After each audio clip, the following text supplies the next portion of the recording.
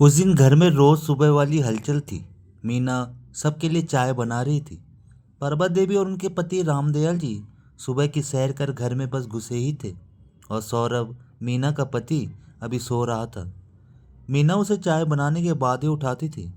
मीना ने रोज की तरह सास ससुर के आने से पहले ही अखबार बरामदे की गोल टेबल पर रख दिया था। मीना, चाय बन गई हो तो सौरभ को जगा दो। परवा जी ने बरामदे में कुर्सी पर बैठते हुए आवाज़ लगाई। किचन में काम करते हुए मीना ने सास की आवाज़ सुन एक नज़र चाय के भगोने पर डाली। चाय बन चुकी थी। गैस बंद कर अच्छा मम्मी बोलते हुए सौरभ को जगाने चली गई। कुछ ही देर में सौरभ आ गया और पीछे से मीना चाय की ट्रे लेकर आ गई। रोज की तरह सास ससुर बेटा बहू साथ बैठकर चाय पीने लगे। ये परिवार का रोज का सगल था। ससुर और पति अखबार पढ़ते और सास और मीना इधर उधर की बातें करते।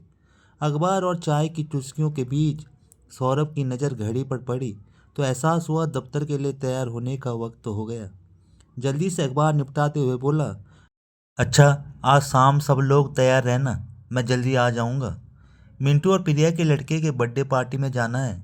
और मीना, तुम कोई गिफ्ट खरीद लाना। सौरभ शाम का प्रोग्राम बताकर वहाँ से उठ चला। रामदयाल जी तो अखबार में तल्लीन रहे, लेकिन उम्मीद के मुताबिक परभा जी और मीना की नज़रें मिल ही गई। परभा जी ने मीना से बिना कुछ कहे सब कुछ कह दिया और मीना हमेशा की तरह शर्मिंदगी से नज़रें नीची कर अखबार देखने लगी। मिंटू सौरभ का ममेरा भाई था और प्रिया उसकी पत्नी, लेकिन भाई बाद में, जिगरी दोस्त पहले था। दोनों हम उम्र थे। एक ही साल और महीने में दोनों का जन्मदिन होता था। लेकिन दोस्ती ऐसी कि दोनों बचपन से ही बर्थडे भी एक साथ मनाते थे। कॉलेज भी साथ गए।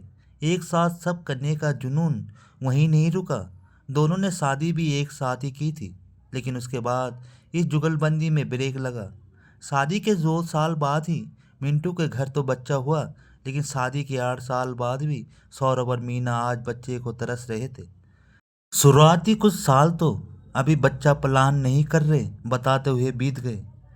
उसके बाद कुछ 1 साल और अब बच्चा कर लो सुनते ही बीते, लेकिन अब कोई प्रॉब्लम है क्या का जवाब देते हुए बीत रहे थे।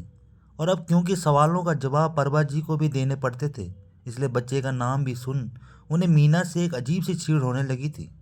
उस चीड़ का एहसास वो ज़्यादातर अपनी नज़रों से ही या कभी कभार जवान से भी दे देती थी।